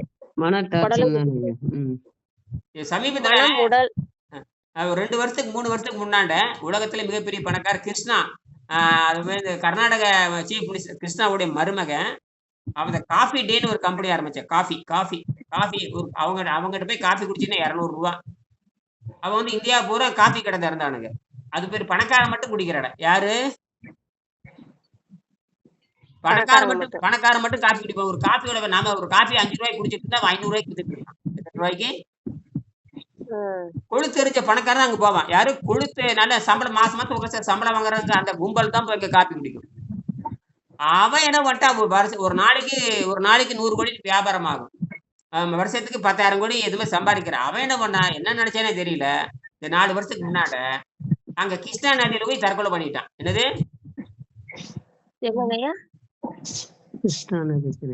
கிருஷ்ணா நதியில போய் தற்கொலை பண்ணிட்டாங்கிறேன். ஐயா மனமும் உடலும் கெட்டு போயிடுச்சு அவருக்கு, அப்படிதானே? உடல கெட்டு போறதுக்கு மனம் கெட்டு போய் தற்கொலை பண்ணிட்டான். அவன் யாரு, கிருஷ்ணா, அவன் பேர் என்ன, கர்நாடக முதலமைச்சருடைய மருமகன் நினைக்கிறேன். அவன் என்ன பண்ணிட்டான், இந்தியாவிலேயே அந்த காஃபி டேன்னு கண்டுபிடிச்சு ஒரு நாளைக்கு 100 கோடி ரூபாய் சம்பாதிக்கிறவன், அவன் கிருஷ்ணா நதியில போய் தற்கொலை பண்ணிக்கிறான். கிருஷ்ணா டேம் இருக்கு, அந்த டேம்ல எட்டி குச்சி தற்கொலை பண்ணிக்கிட்டான். ஏன்னா தெரியல.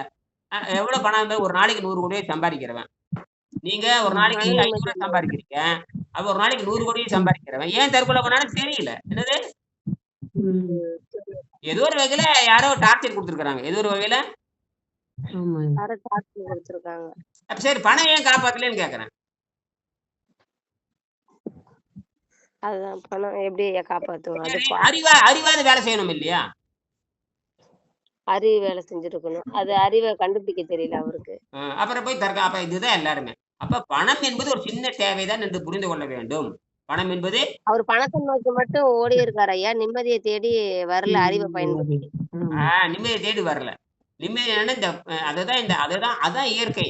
இந்த இயற்கை என்பது அமனத்தோட அமனத்தோட தான் போயாகும். அமனத்தோட வந்த இந்த புரிதல் யாருக்கும் இல்லையே. ஆமாங்க ஐயா, அதான் மாட்டிட்டு முடிக்கிறோம். அவனத்தோட தானே வந்தீங்க. பிறக்கும் பொழுது எதுவும் கொண்டு வருவதில்லை, போகும்போது எதுவும் கொண்டு போறதில்லை. இத புரியாம எப்ப பாரு பழைய பொண்டாட்டி சண்டை போறது, புருஷனுக்கு சண்டை போறதுல என்ன தேவையில்லாத வேலை. உண்மைதான் ஐயா. அவன் அத்து விட்டு போயிட்டே இருக்கணும். குழந்தை பெத்தாச்சா, பெருசாயிடுச்சா, நீ யாரு நானான்னு போயிட்டே இருக்கணும். நீ யாரு, அந்த குழந்தை பெருசாகிற வரைக்கும் தான் சேர்ந்து இருக்கணும். அந்த குழந்தைக்கு முதல் குழந்தைக்கு 25 வயசு ஆகணும். என்னது, முதல் குழந்தைதான் கணக்கு. 25 வயசு வரைக்கும் கணவன் மனைவி சேர்ந்து இருக்கலாம். அதுக்கப்புறம் 2 கண்டாப்ப அவ்வளவுதான். அந்த குழந்தை அறிவுள்ள குழந்தையா இருக்கணும். என்னது, ஆமா, நீ முட்டாள் பிஎஸ்சி படிக்கிறது பிடெக் படி, அதுக்கு பிஎஸ்சிக்கு பிடெக் அறிவுக்கு சம்மந்தம் கிடையாது. நீங்க முதல்ல முட்டாளத்தை உருவாக்கி வச்சிருக்கீங்க. நீங்க ஐயா வெங்கடேஷ் ஐயாவோட ஜீவ சமாதி எங்கயா இருக்கு? அது அவர் ஊர்ல இருக்குது. யாருக்கு தெரியும்? எனக்கு யாருக்கு தெரியும்? அதெல்லாம் எனக்கு அந்த வரலாறு எனக்கு எதுவும் தெரியாது. அந்த வரலாறுலாம் தெரியாது, எதுவுமே தெரியாது எனக்கு. இதை நோட் பண்றது என்ற வேலை கிடையாது எனக்கு. இதெல்லாம் எனக்கு கிடையவே கிடையாது. இந்த நோட் பண்றதுல அந்த வேலையும் கிடையாது. அந்த வரலாறே எனக்கு கிடையாது. அது அது அந்த அவசியம் இல்லை. நமக்கு தேவை அவர் என்ன உண்மை சொன்னார். என்னது திருவள்ளுவர் இருக்கிறாரு இல்லையா, நான் எதுக்கு கவலைப்படணும்? ஆமாய்யா. திருமூலர் இருந்தா என்ன செத்தா என்ன, எனக்கு என்னய்யா? திருவள்ளுவர் இருந்தா என்ன போனா என்ன, திருமூலர் இருந்தா என்ன போனா என்ன, பதஞ்சலி இருந்தா என்ன போனா எனக்கு என்ன தேவை?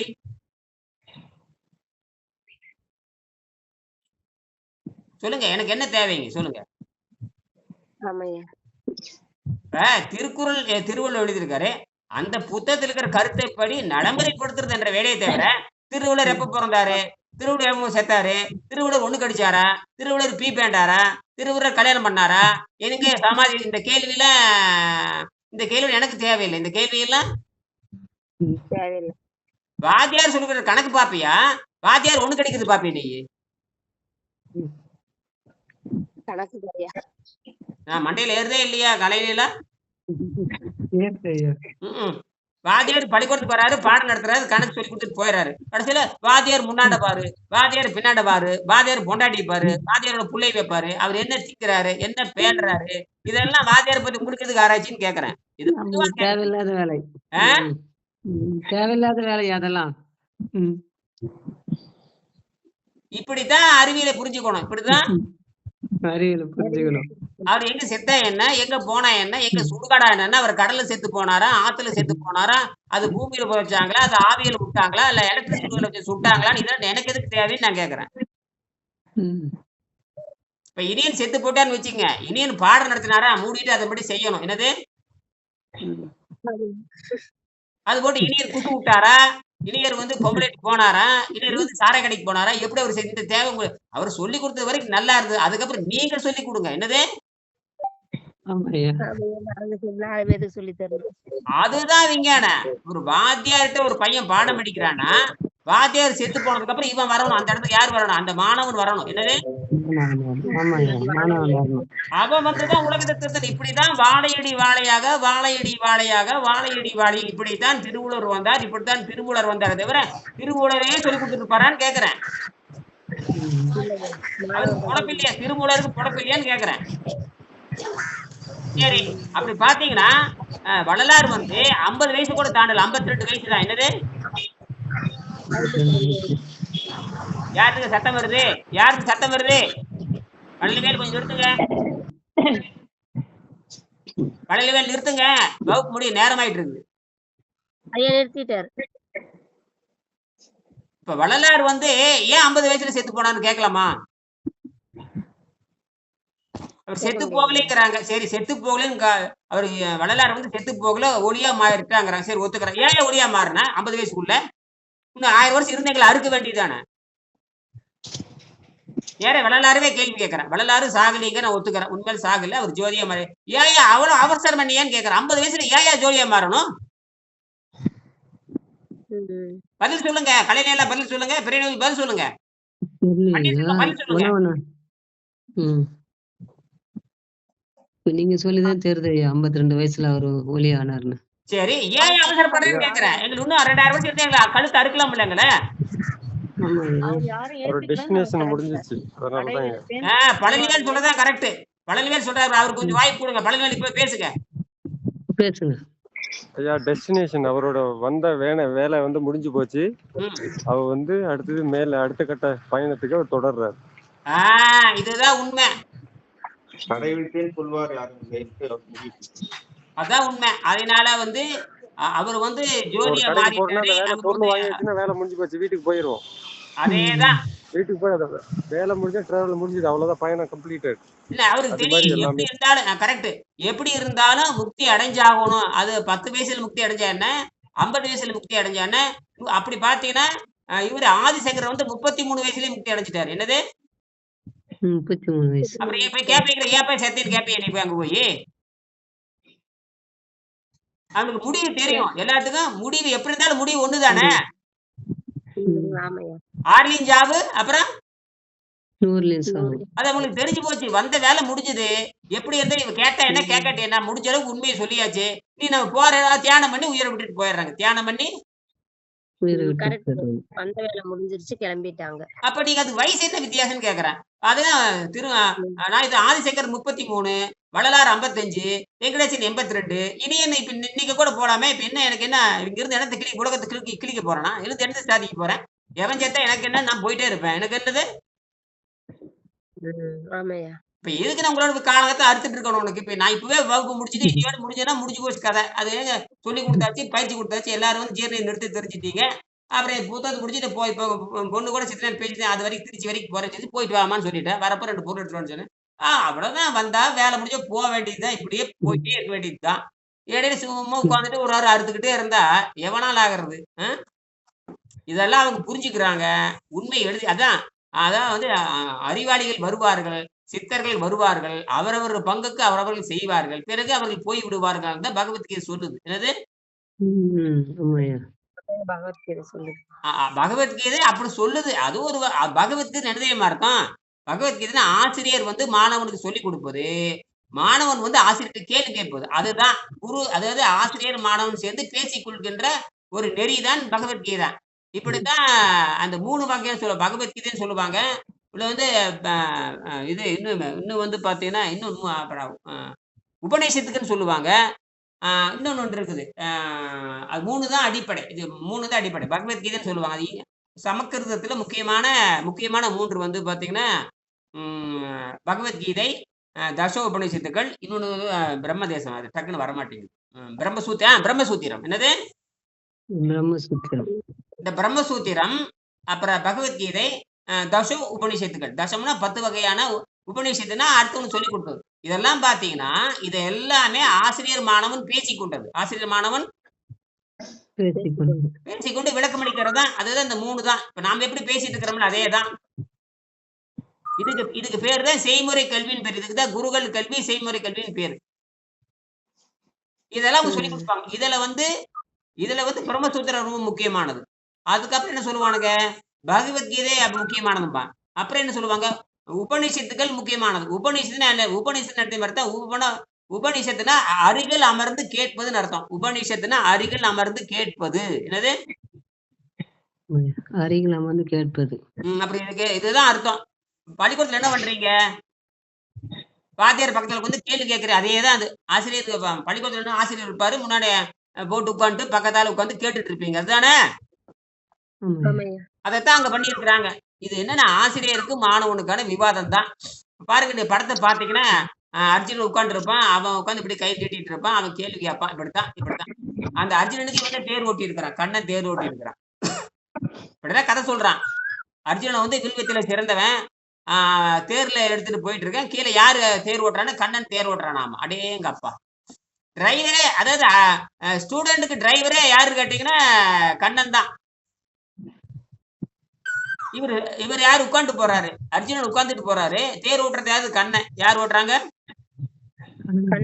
இந்த படமெல்லாம் குதிரையெல்லாம் போற மாதிரி காட்டுவான் பாருங்க. கண்ணன் தேர் ஓட்டிட்டு இருப்பான், அர்ஜுனன் வந்து மேல உட்காந்துட்டு இருப்பான். இதெல்லாம் ஒரு கதை. இதெல்லாம் வந்து ஒரு கற்பனை கதைகள். இதெல்லாம் வந்து கரெக்ட் தான். இப்ப நம்ம பாடி எப்படி உள்ள வந்து ஆன்மா வந்து ரைட்டிங் டிரைவர் மாதிரி ஆக்ட் பண்ணுதோ அந்த மாதிரி தான் அது. கரெக்டா புடிச்சிட்டீங்க. 5 புலன்கள் ஆக்ட் பண்றதுதான். 5 புலன்கள். அந்த 5 குதிரை 5 புலன்கள் தான். 5 குதிரைங்கிறது ஐம்புறவிம்பா. திருவள்ளுவர் சொல்ற ஐம்புறவி தன்னை அடக்கும்பா. புறவின குதிரை பயங்கர வேகத்துல பறக்கும். தமிழ்ல புறவினா குதிரைன்னு பேர். புறவினா என்ன அர்த்தம்? குதிரைன்னு பேர். இதுல சிம்பாலிக்கா சொல்லி வச்சிருக்கானுங்க. சிம்பாலிக்கா இதெல்லாம் எங்க வந்து நிக்குதுன்னு கேட்டீங்கன்னா பசிதாகத்துல வந்து நிக்குது. எங்க வந்து நிக்குது?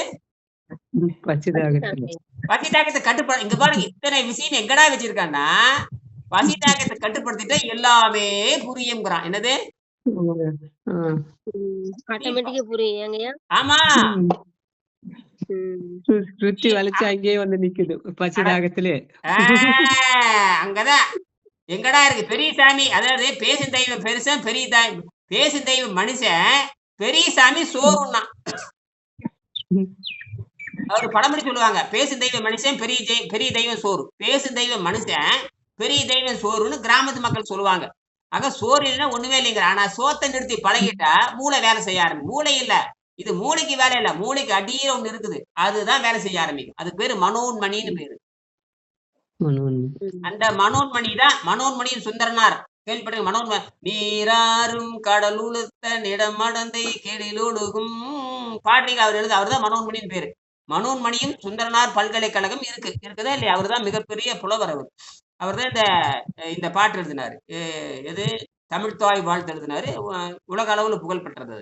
அதுல கூட அதுல திருத்தம் பண்ணானுங்க, அழிச்சானுங்க. அவர் உண்மையா பாடல் எழுதினாரு.